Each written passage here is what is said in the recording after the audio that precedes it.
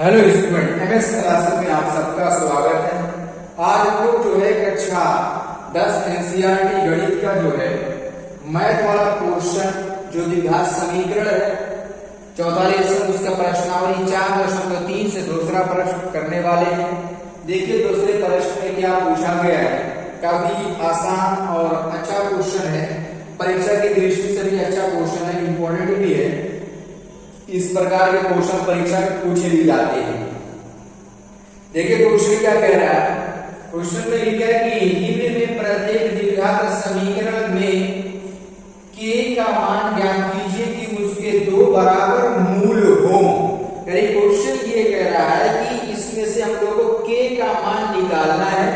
k का मान तब निकालना है जबकि क्वेश्चन में ये कहे कि इसका जो मूल होगा वो दोनों मूल आपस में बराबर होंगे। और हम लोग ये जानते हैं कि जब दोनों मूल आपस में बराबर हो जाते हैं तो इसमें जो d का मान आता है वो कितना आता है, 0 आता है।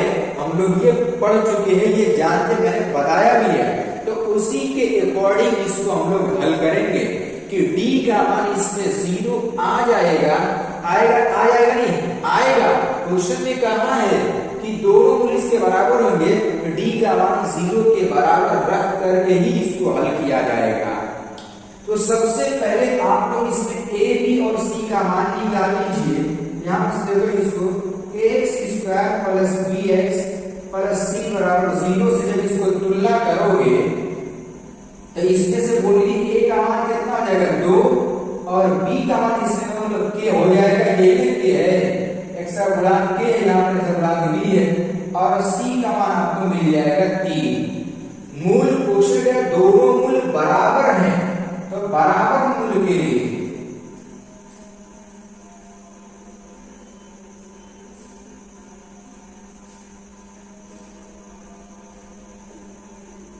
बराबर मूल के लिए हम लोग क्या जानते हैं कि d बराबर आपका 0 हो जाएगा, यही जानते हैं।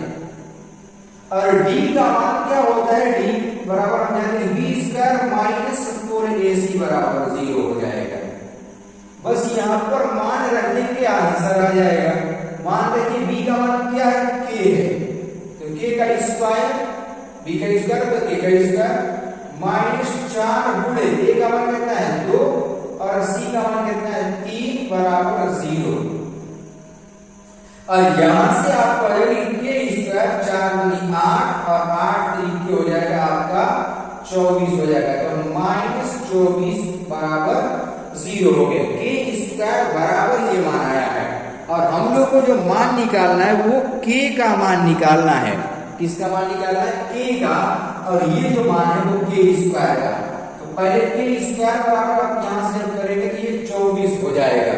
k स्क्वायर का मान कितना हो गया हमारा 24 हो गया। k स्क्वायर का नहीं k का मान निकालना है। इसको बोलो ये 24 किसका स्क्वायर होता है, 24 जो स्क्वायर आपका होगा ये आपका स्क्वायर यानी 2 गुणे 2 करने में 6 का स्क्वायर होगा। वो कैसे, वो बताता हूं। देखिए यहाँ पर ये 24 है, 24 को क्या लिख सकते हैं, बोलो 4 गुणे 6 हो जाएगा। अब ये क्या 2 का स्क्वायर है, 6 का स्क्वायर नहीं हो सकता। अब इस पर अगर करड़ी लगा दो तो जरा इस पर करड़ी लगाओ, केवल एक करड़ी से बाहर आएगा, यानी 4 करड़ी से बाहर आके 2 हो जाएगा और 6 पर करड़ी रह जाएगी, इससे करड़ी नहीं हटेगी। तो यहाँ पर स्क्वायर करने का मतलब ये होता है करड़ी हटाना। यानी जो यहाँ से हम लोगों को k का मान मिलने वाला है, या जो k का मान यहाँ से मिलेगा वो हम लोग को यहाँ से मिल जाएगा कि प्लस माइनस क्यों, क्योंकि स्क्वायर हटा रहे हैं इसलिए प्लस माइनस, और यहाँ पर 2 करड़ी में 6 हो जाएगा। ये इसमें हम लोगों को k का मान मिल गया।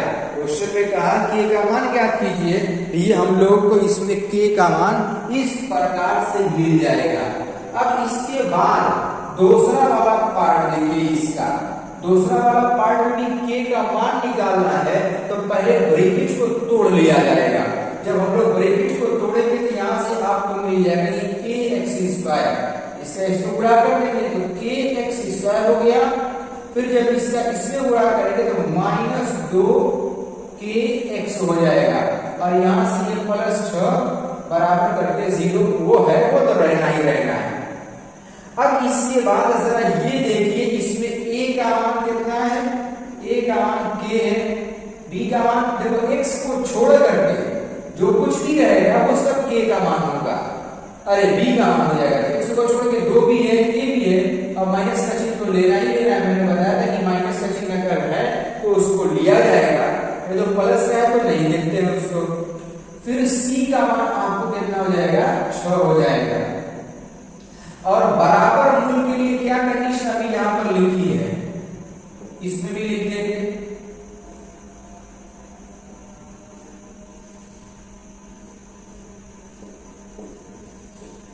बराबर मूल के लिए, तो बराबर मूल के लिए क्या कंडीशन होगी कि d का मान 0 आएगा।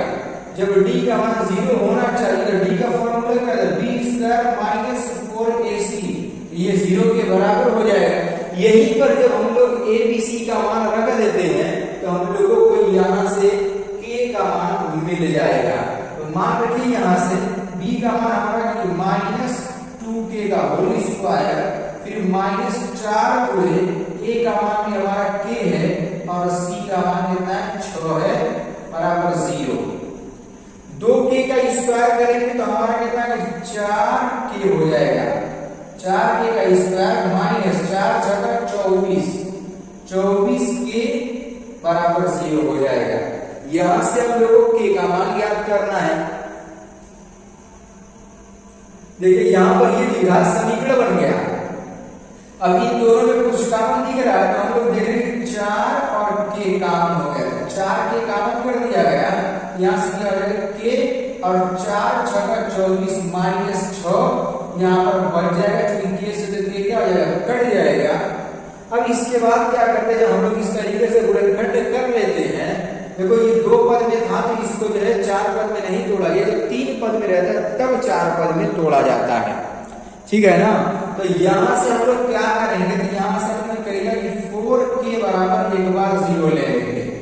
अब बोलो k का मान आपका कितना आ जाएगा, 0 हो जाएगा। कैसे 0 हो जाएगा, 0 होगा कैसे, तो बोलो यहां से बोलो, दिखा दो कि 0 कैसे होगा। चलिए बता दो कि 0 किस तरीके से होगा, देख लो आप ही।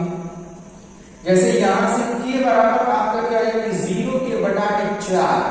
अब ये बताइए कि 0 को किसी भी संख्या से भाग देंगे तो कितना आएगा, 0 ही आने वाला। तो इसलिए इस एक जो हमारे k का मान आ गया दूसरे वाले क्वेश्चन में वो 0 हो गया। अच्छा दूसरे बार जब लेंगे तो इसको k - 6 बराबर 0 कर लेंगे, यानी इस वाले ब्रैकेट को लिया जाएगा। अब इसमें k का मान जब निकालना होगा तो k बराबर जब 6 को पक्षांतर करके तो क्या हो जाएगा, आपका +6 हो जाएगा। यानी इसमें जो k का मान आएगा वो हम लोग कितना मिलने वाला है, वो मिलने वाला है आपका 6। देखो 2 इसमें k का मान, क्योंकि 2 k पर द्विघात समीकरण बन गया, इसीलिए k का मान 2 प्राप्त हुआ। इसमें केवल एक, यहाँ पर भी k पर द्विघात समीकरण बना, इसलिए प्लस माइनस का मतलब एक बार प्लस वाला एक बार माइनस वाला, इसमें भी 2 मूल आप 2k का मान प्राप्त हो जाएगा। तो इस तरीके से हम लोग k का मान ज्ञात करने वाला क्वेश्चन आप लोग लगाएंगे, पेपर में भी ऐसे ही आप लोग लगाएंगे। उम्मीद करता हूं कि समझ में आ गया होगा। तो चलिए अब हम लोग जो है इसके बाद के क्वेश्चन को देखेंगे।